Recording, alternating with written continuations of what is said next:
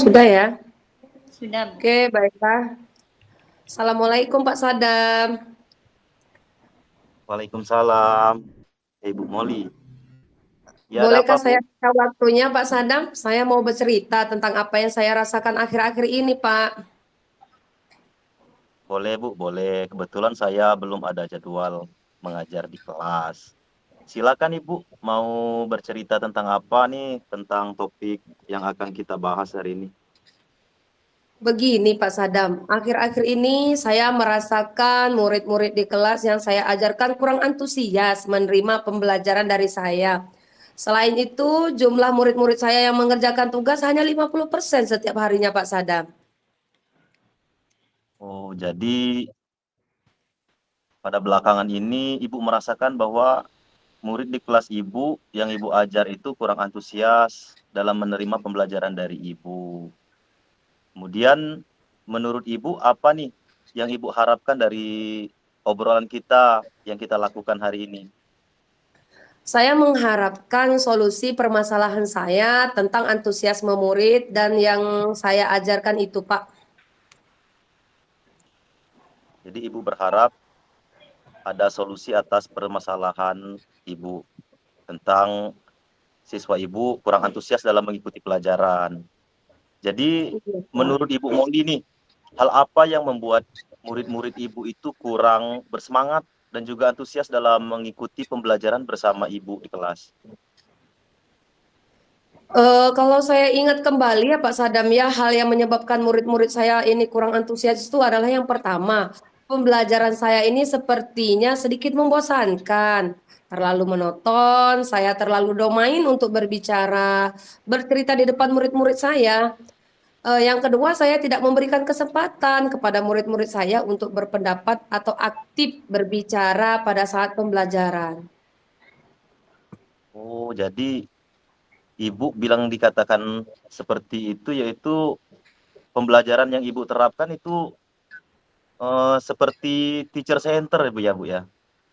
Iya, Jadi memang benar Bu itu terlalu monoton dan domain untuk guru lebih aktif berbicara, bercerita, sehingga kurang memberikan kesempatan kepada murid, sehingga murid kurang antusias dalam mengikuti pelajaran. Oh begitu Bu ya. Kira-kira apa nih yang dapat membuat murid Ibu antusias, yang bisa membuat menambah semangat para murid Ibu bersemangat dan antusias dalam mengikuti pelajaran Ibu? menurut saya murid-murid itu pasti menginginkan pembelajaran yang asik dan menyenangkan serta tidak monoton ya Pak ya. Ya, tepat sekali Bu. Wah, saya sependapat dengan Ibu Moli nih. Lalu menurut pendapat Ibu Moli, apa saja yang bisa membuat murid-murid asik dan tidak membosankan pada pembelajaran Ibu? Menurut saya pembelajaran itu harus berpusat kepada murid. Murid diminta untuk aktif dalam pembelajaran. Kemudian harus ada ice breakingnya setiap hari ataupun games gitu ya Pak Sadam ya, supaya pembelajaran saya menjadi menarik. Baik. Jadi tepat sekali untuk jawaban dari Ibu, ya pembelajaran itu memang harus berpusat kepada murid atau student center. Kemudian harus ada ice breaking kata Ibu tadi, kemudian games ya berupa game. Kemudian bisa juga ditambahkan mindfulness, Bu. Sehingga pembelajaran menjadi aktif dan lebih bermakna. Lalu Bu, mengenai tugas yang diberikan kepada murid-murid Ibu, apakah penyebabnya sehingga kurang antusias dalam pengerjaan tugas seperti seperti PR dan lain sebagainya, Bu? Iya, Pak. Kemungkinan karena tugas saya terlalu banyak ya dan berisi banyak pertanyaan tanpa saya memberikan sumber belajar yang beragam. Sehingga tidak mengasyikkan membuat menurut mereka seperti itu, Pak.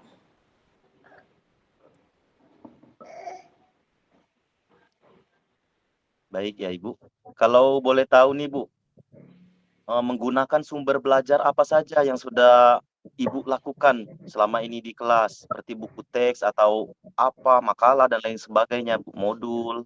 Kalau boleh tahu, Ibu menggunakan sumber belajar itu, sumber belajar apa saja yang Ibu terapkan di kelas? Saya biasa menggunakan buku teks, Pak, di perpustakaan. Menggunakan buku teks. Oh, jadi Ibu hanya berfokus pada buku teks saja ya, Ibu? Iya, Pak. Setelah saya pikir-pikir, ternyata masih banyak, Pak, sumber lainnya seperti video YouTube ya, Pak ya, artikel dari blog, tulisan ilmiah di internet, atau bisa juga kita menggunakan aplikasi yang sedang tren saat ini ya, Pak ya, seperti TikTok atau Reel di IG gitu, Pak. Nah, itu tepat sekali, Ibu. Saya yakin sekali kalau Ibu bisa menggunakan berbagai sumber belajar ya, seperti artikel, blog, kemudian video-video YouTube, tulisan ilmiah di internet, TikTok juga bisa digunakan ya. Maka pasti akan membuat pembelajaran murid di kelas lebih bermakna sehingga para murid Ibu ya, para peserta didik itu akan lebih antusias dan sangat senang sekali mengikuti pelajaran yang Ibu sampaikan. Jadi, sekarang nih apa rencana Ibu ke depan untuk menyelesaikan masalah ini? Yang pertama itu Pak, saya akan merancang pembelajaran yang asik dan menyenangkan dengan menggunakan berbagai sumber belajar yang beragam tadi ya Pak ya, seperti video YouTube di TikTok. Kemudian saya akan memberikan tugas tidak terlalu banyak lagi. Kemudian bentuk tugasnya juga sesuai dengan minat dan bakat murid-murid. Saya akan melaksanakan pembelajaran berdiferensiasi dan menerapkan teknik mindfulness di dalamnya, sehingga murid-murid saya tidak merasa dipaksa karena dengan kesadaran penuh dalam mengerjakan tugasnya. Nah, itu lebih bagus sekali, Bu. Jadi pembelajaran yang digunakan harus beragam ya Bu ya, memanfaatkan berbagai sumber pelajaran. Juga Ibu tadi menyebutkan sebelumnya menggunakan buku teks tertulis saja, kemudian disesuaikan dengan eh, apa namanya perkembangan zaman ya, ada video YouTube, TikTok dan lain sebagainya sehingga murid lebih bersemangat dan antusias dalam mengikuti pembelajaran. Kemudian juga ada jeda nih dalam pembelajaran seperti ice breaking yang Ibu lakukan tadi sudah tepat sekali. Kemudian ada teknik mindfulness ya, kesadaran penuh, menggunakan musik dan lain sebagainya. Bagus sekali Ibu, semoga rencana Ibu berhasil ya. Iya, Pak.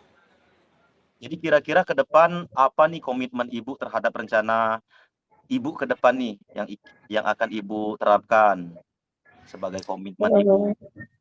Saya berkomitmen untuk selalu membuat rencana pembelajaran yang asik dan menyenangkan, seperti menggunakan banyak sumber belajar, dan saya juga membuat murid-murid saya senang dalam eksplorasi materi tanpa adanya unsur paksaan. Dan saya juga akan serahkan ya pemilihan sumber belajar itu kepada murid saya sesuai minat dan bakatnya, Pak. Wah, bagus sekali Ibu.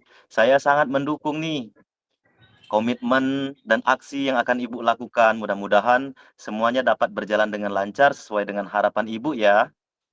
Ya, Bu Terima Moli kasih ya. Pak Sadam atas waktunya untuk saya share sama Pak Sadam ini ya. Mudah-mudahan kita semua bisa menjadi guru yang selalu dirindukan oleh murid-murid ya Pak. Amin. Amin ya robbal alamin. Oke, Bu. Mungkin saya akan menunggu nih apa aksi dan juga hasil yang sudah Ibu lakukan ke depannya nih. Saya kangen nih menunggu cerita-cerita Ibu di lain waktu. Mudah-mudahan seperti itu ya, Bu ya. Ya Pak Sadam, sebelumnya terima kasih Pak Sadam. Assalamualaikum Pak Sadam. Waalaikumsalam warahmatullahi wabarakatuh.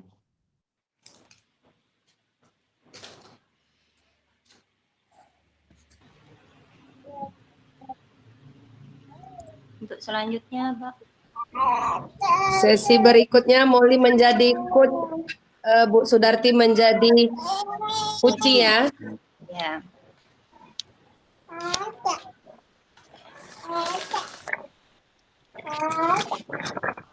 Kita mulai Bu Molly ya. Ya Bu, siap.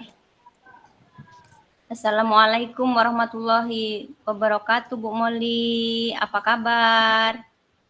Waalaikumsalam Bu Sudarti. Alhamdulillah baik. Ibu sendiri bagaimana kabarnya Bu? Alhamdulillah baik juga, Bu.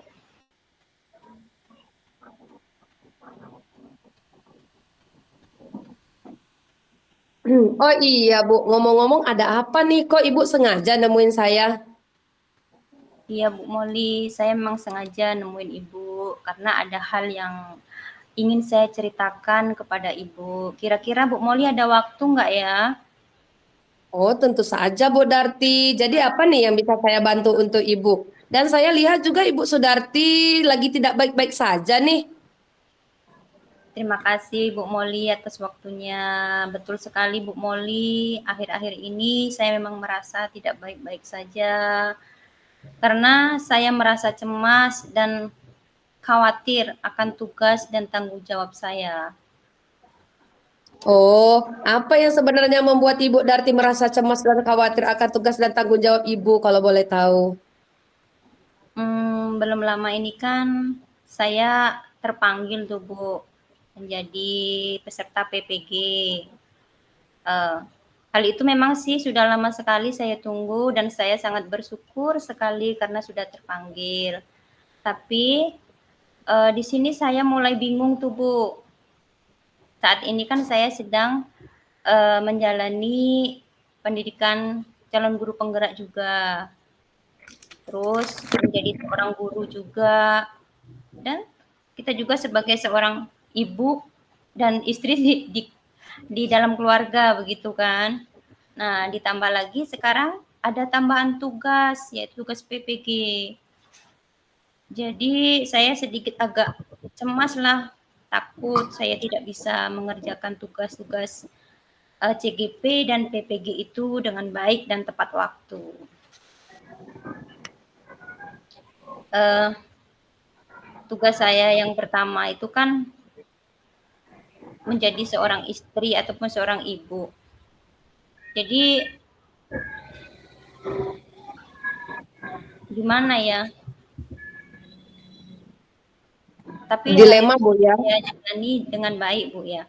Uh, dan yang kedua itu saya sebagai guru di sekolah, dan ketiganya tugasnya sebagai CKP, dan yang keempatnya ini ditambah tugas PPG. Jadi dari keempat tugas itu yang paling berat itu tugas CGP dan PPG Bu. Saya takutnya nggak bisa mengatur waktu, begitu Ibu. Oke, dari cerita Ibu Darti ini bisa saya simpulkan bahwa kecemasan dan kekhawatiran Ibu Darti itu karena ada tugas dan tanggung jawab yang harus Ibu Darti laksanakan dan kerjakan dalam waktu yang bersamaan. Baik itu tugas Ibu dalam keluarga, di sekolah, di PGP dan PPG ya Bu ya. Ya, betul sekali Bu. Jadi apa nih harapan Ibu dari percakapan yang akan kita lakukan pada siang ini? Harapan saya dari percakapan yang kita lakukan pada siang hari ini itu saya mendapatkan solusi ataupun saya bisa mendapatkan cara untuk mengurangi ataupun menghilangkan rasa cemas dan kekhawatiran saya itu terhadap masalah yang sedang saya hadapi ini, Bu. Oke, Bu Darti, sejauh ini apa nih kira-kira yang sudah Ibu lakukan upaya terkait tugas dan tanggung jawab Ibu? Sejauh ini sebelum saya terpanggil menjadi peserta PPG itu kan saya sudah menjalankan dengan baik ketiga tugas sebelumnya, yaitu menjadi tugas di keluarga, tugas di sekolah, ataupun tugas jadi di kegiatan PGP ini Bu ya. Uh, tapi untuk penambahan tugas ini saya agak sedikit cemas juga. Kalau tugas di rumah, ya alhamdulillah saya sudah bisa mengatasi mungkin dengan bekerja sama dengan suami.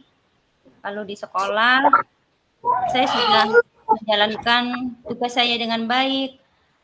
Karena saya tidak mau mengganggu waktu saya ketika memang jam efektif sekolah, Bu ya. Saya tidak mau mengerjakan tugas-tugas selain pekerjaan sekolah di jam efektif sekolah itu. Jadi saya mengerjakan tugas CGP ini setelah pulang sekolah, tapi tidak di siang hari, lebih tepatnya itu di malam hari, karena saya mendapatkan saya masih mempunyai baby yang butuh perhatian, ataupun kalau kita sambi juga, dia akan ngerecokin, Bu.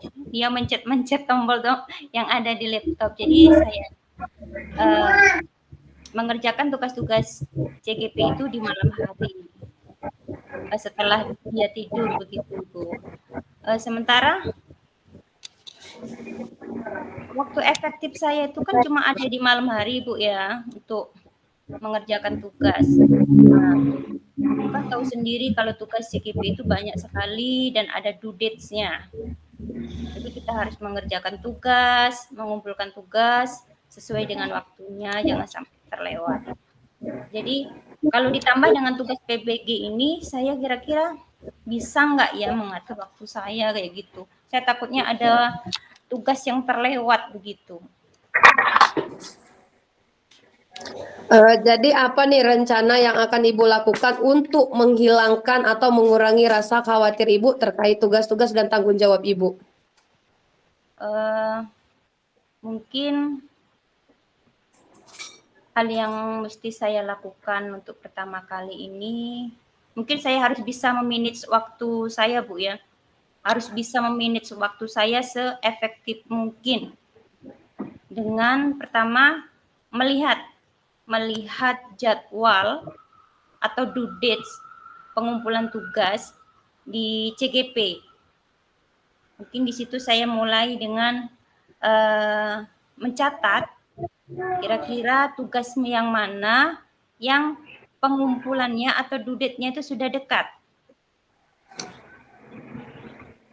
Kalau tugas CGP itu kan maksudnya nggak hari ini ada, besok ada. Nah, maksud saya kalau misalnya saya sudah mengerjakan yang terdekat, kan ada waktu yang agak luang itu, Bu. Maka waktu yang luang itu mungkin saya bisa gunakan untuk pengerjaan tugas PPG. Karena tugas PPG dan CGP itu hampir sama, Bu.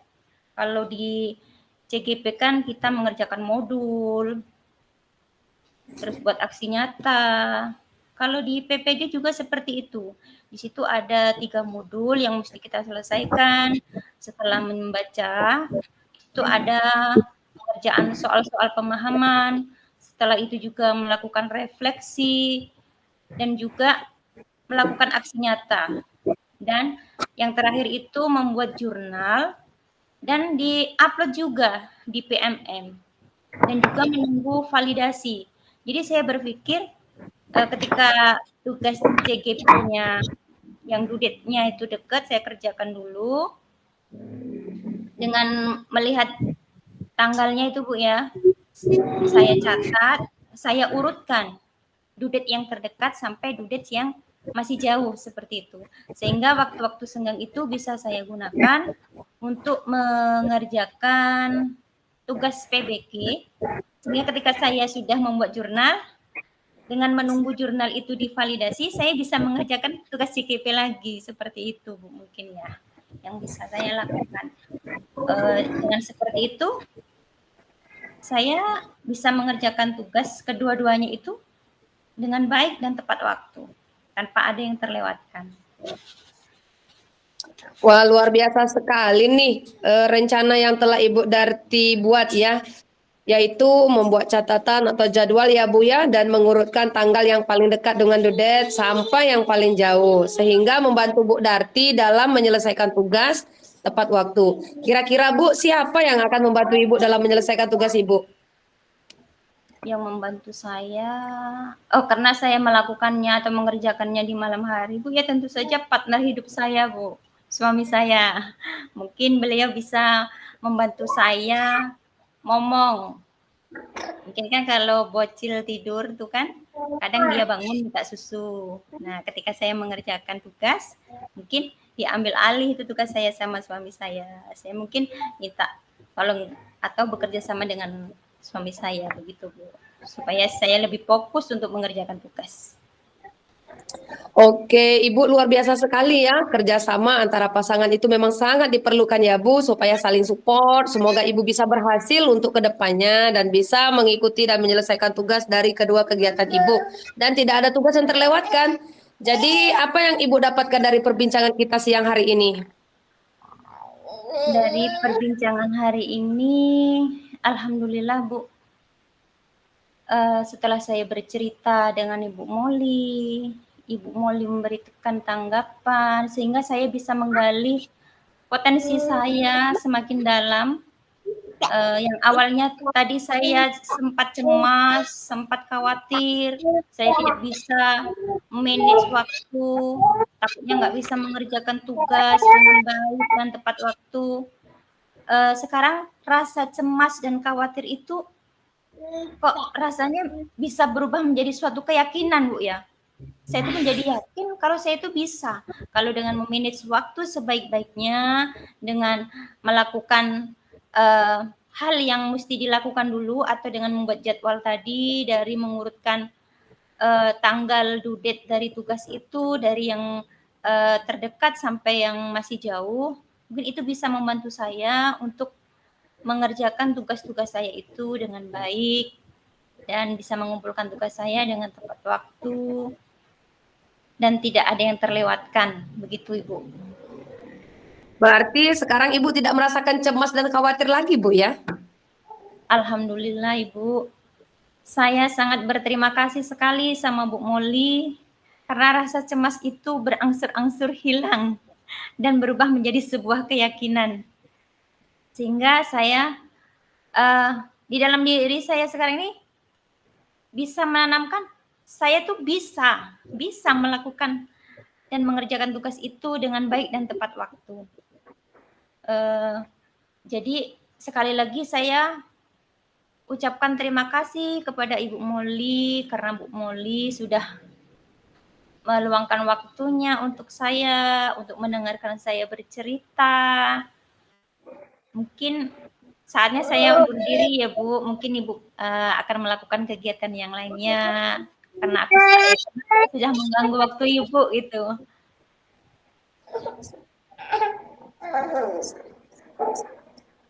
Mungkin saya undur diri Bu, saya akhiri. Wassalamualaikum warahmatullahi wabarakatuh. Sama-sama Ibu. Waalaikumsalam warahmatullahi wabarakatuh.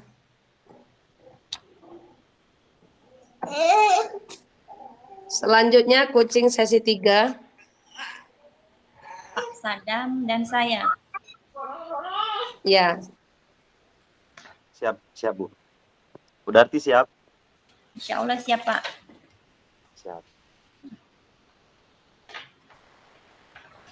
Assalamualaikum warahmatullahi wabarakatuh. Ibu Sudarti.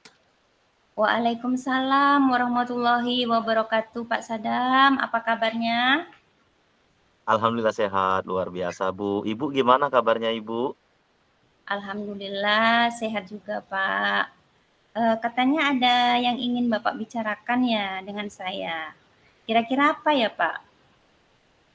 Iya nih Bu, saya ada sedikit terkendala nih Bu tentang sekolah. Saya ingin menceritakan yaitu berkaitan dengan rekan-rekan guru saya Bu di sekolah. Setelah saya amati di sekolah saya dalam pembelajaran itu masih menggunakan metode ceramah, kemudian konsepnya konvensional dan monoton, menggunakan metode lama yang terkadang membuat murid-murid itu merasa bosan dan jenuh Bu saat mengikuti proses pembelajaran. Padahal sesuai dengan perkembangan zaman, teknologi di zaman sekarang, seharusnya pembelajaran sebagai guru pun harus siap untuk beradaptasi dan menyesuaikan diri dengan perubahan zaman sekarang, Bu. Oh, menarik sekali ya Pak ceritanya. Jadi sesuai dengan perkembangan zaman, sebagai guru kita harus beradaptasi dan bisa memanfaatkan teknologi Pak ya. Dengan tujuan kita bisa melakukan pembelajaran yang berpihak pada murid. Tapi sementara ini ada beberapa guru yang belum melek teknologi seperti itu ya Pak ya, dalam pembelajaran yang masih menggunakan metode-metode yang lama seperti itu. Ya Pak ya. Iya Bu, seperti itu Bu. Kira-kira apa sih harapan Bapak setelah atau tujuan Bapak setelah kita mengobrol pada siang hari ini? Ya, saya berharap sih dari hasil diskusi kita hari ini dapat membantu saya untuk mengetahui cara ataupun strategi, Bu, yang dapat saya lakukan untuk membantu rekan-rekan guru di sekolah saya agar dapat melakukan perubahan nih dalam metode pembelajaran, dalam penyampaian materi disesuaikan dengan pembelajaran yang disesuaikan dengan perkembangan zaman. Kira-kira perubahan apa yang Bapak harapkan dari rekan-rekan guru yang ada di sekolah Bapak? Perubahan yang seperti apa?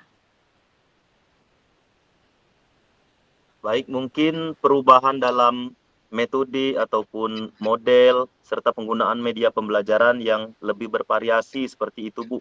Misalnya dengan menggunakan metode-metode yang sekarang ini nih disesuaikan dengan perkembangan zaman, misal dengan menggunakan PowerPoint, kemudian video-video pembelajaran ya seperti YouTube dan lain sebagainya, kemudian menggunakan LCD proyektor seperti itu, Bu. Oke, kira-kira itu merupakan kondisi idealnya ya Pak. Jika dikasih level kondisi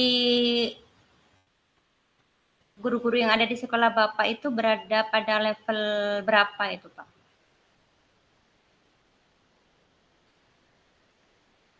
Sekitar level 4 sampai 5, Bu. Karena guru-guru di sekolah saya masih banyak ini yang menggunakan metode ceramah atau teacher center dalam pembelajaran sehingga pembelajarannya monoton dan hanya berpusat kepada guru. Oh, jadi masih berada di level 4 sampai 5 Pak ya. Untuk saat ini kira-kira Bapak ingin adanya perubahan. Kira-kira Bapak ingin perubahannya itu menjadi ke level berapa lah? Saya kira sekitar ke level 7, Bu. Kalau ketinggian kan itu kan ya sudah terlalu senior ya dan juga mereka rekan-rekan guru saya akan sulit untuk beradaptasi. Jadi akan dicoba dulu secara bertahap ya dari 0 ke 1, ke 2 dan lain sebagainya, Bu, seperti itu. Nah, Bapak kan menginginkan untuk naik ke level 7 itu kan. Jadi Iya, Bu. rencana atau upaya apa yang akan Bapak lakukan untuk mengubah menjadi level 7 itu, Pak? Rencana saya, Bu, saya akan membuat seperti pendampingan atau mentoring, Bu, secara individu. Bisa dilakukan secara bergiliran ataupun bisa dilakukan melalui kelompok-kelompok kecil, 1 orang, 2 orang, rekan guru, seperti itu, Bu, dikasih seperti pendampingan atau mentoring, Bu, seperti itu. Eh, adakah cara atau metode lain selain daripada pendampingan atau kegiatan mentoring yang dapat Bapak lakukan untuk membantu rekan-rekan guru di sekolah Bapak?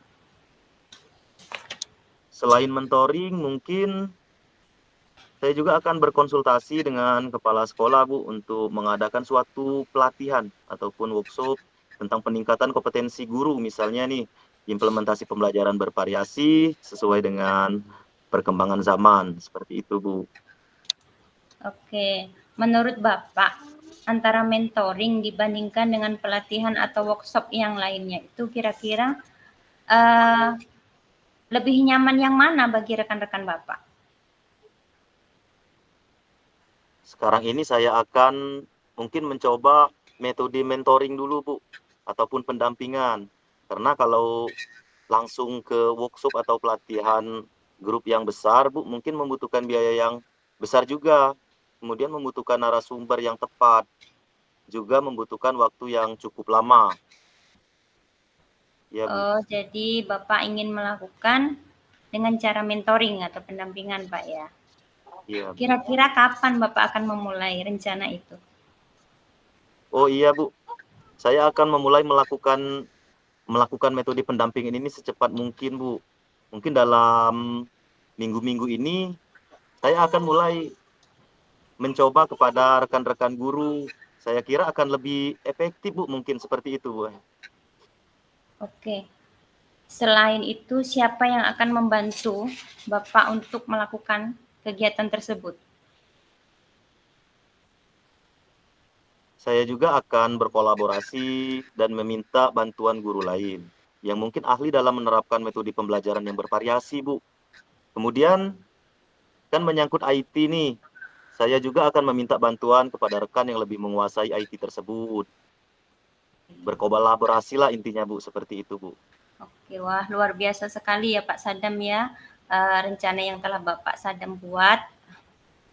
Sepertinya kita sudah berada di sesi terakhir nih Pak dari perbincangan ini. Kira-kira apa yang Bapak dapatkan setelah perbincangan ini Pak? Dari hasil perbincangan kita ataupun coaching kita hari ini Bu, saya mendapatkan gambaran bagaimana cara ataupun metode dalam membantu saya, juga membantu rekan-rekan saya agar dapat merubah paradigma mereka tentang pembelajaran di kelas.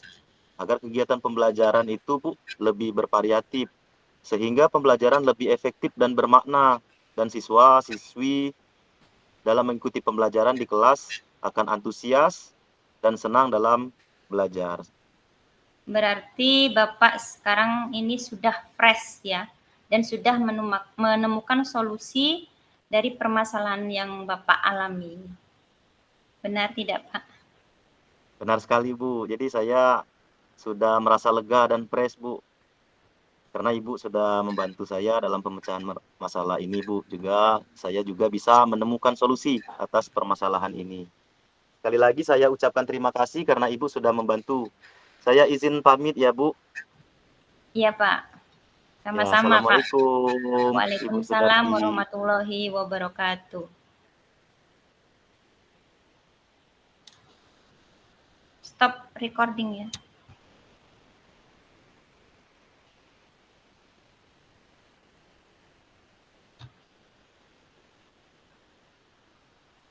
Kembali ke board utama. Sudah ada? Belum?